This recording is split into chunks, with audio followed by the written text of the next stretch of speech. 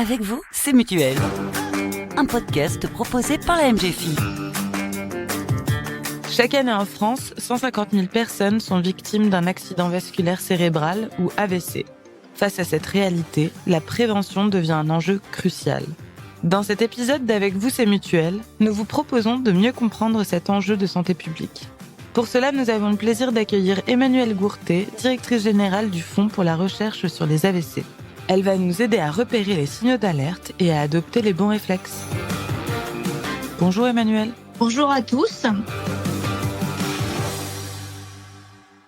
Qu'est-ce que l'AVC et pourquoi est-ce un enjeu de santé publique ?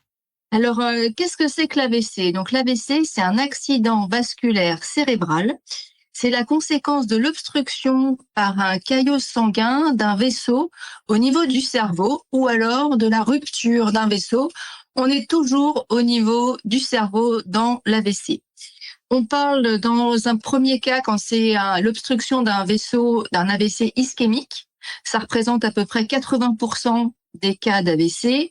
Et quand c'est la rupture d'un vaisseau, on parlera d'AVC hémorragique.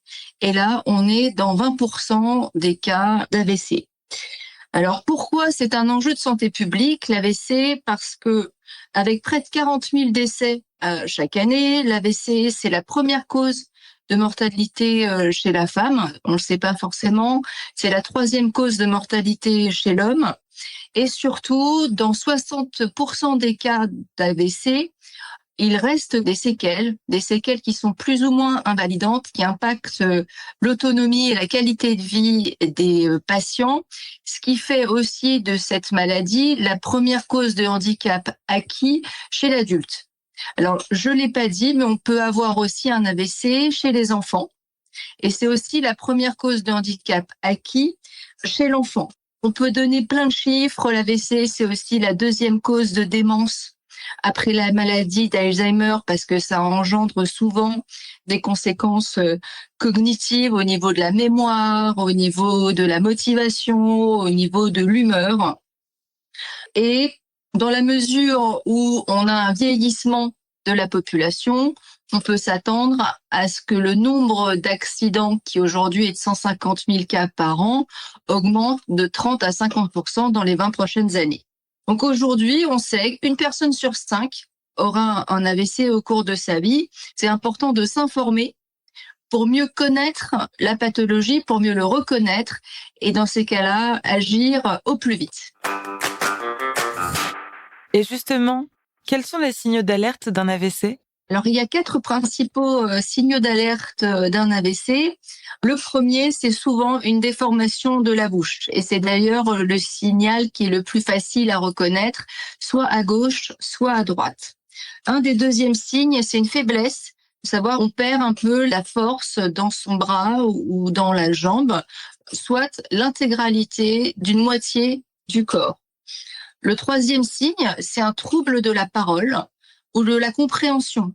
Et c'est souvent ce qu'il faut faire quand on observe un AVC ou quand on a une suspicion d'AVC chez un proche et on essaye de le faire parler. Et on voit si on comprend, si ce qu'il raconte est compréhensible ou pas.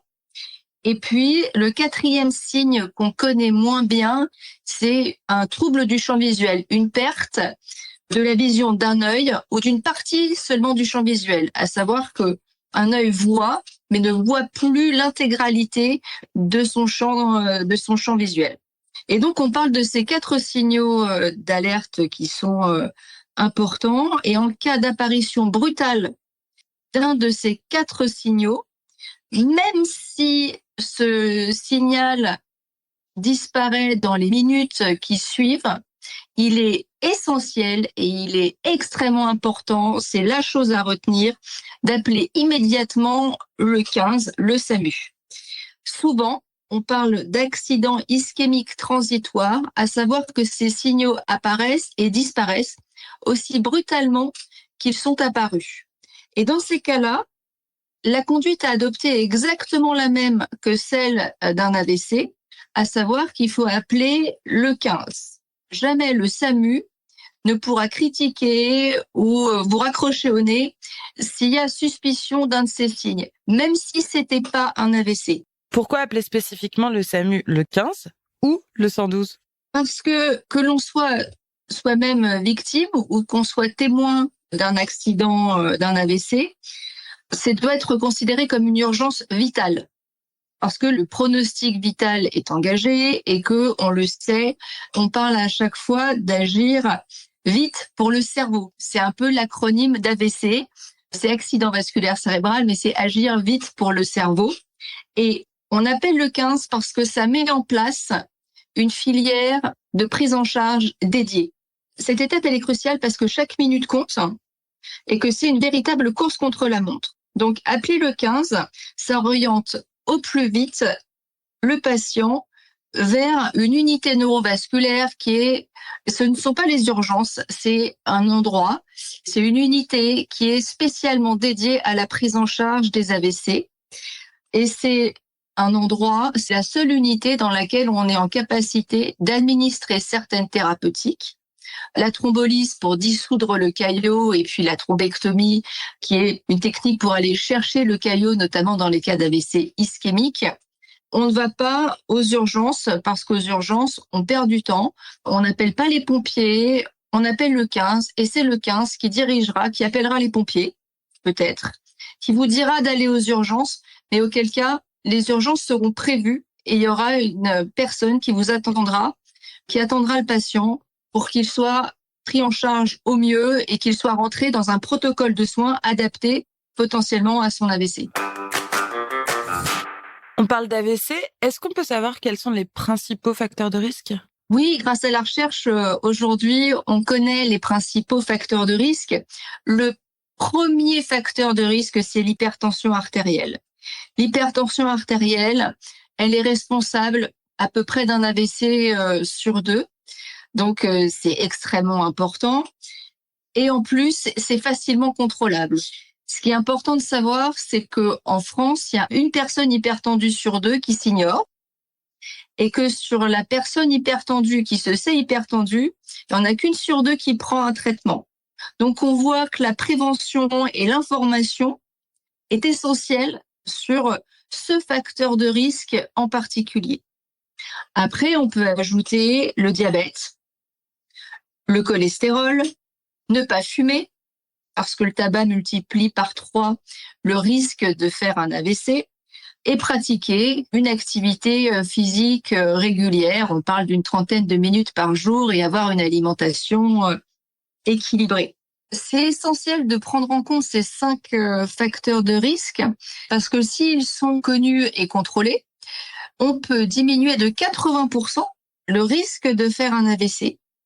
Nous, on insiste beaucoup au fond pour dire que l'AVC, c'est pas une fatalité.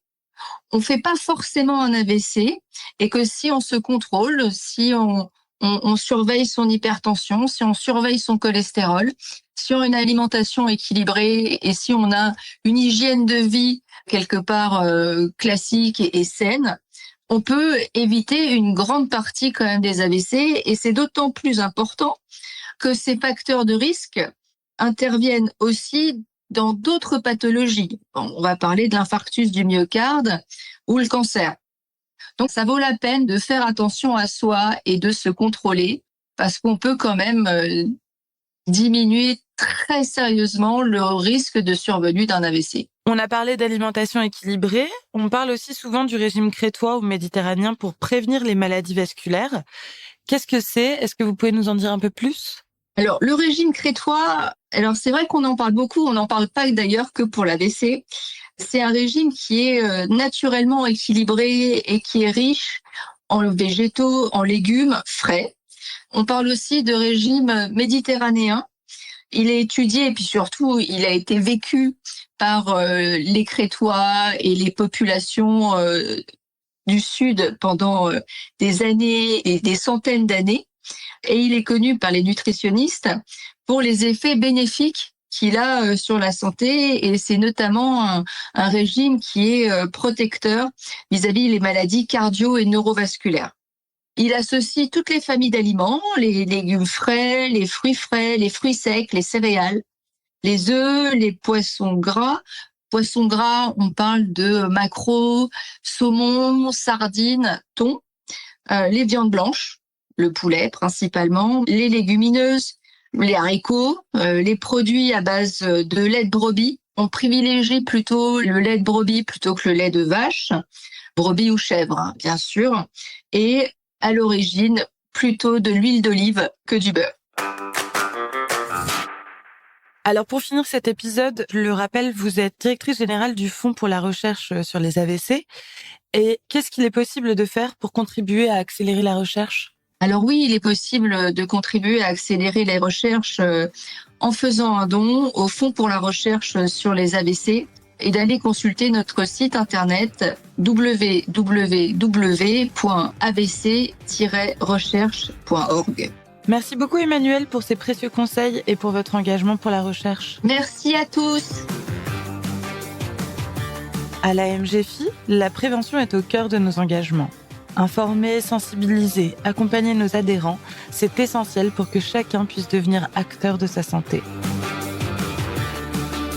À très vite dans Avec vous c'est mutuel.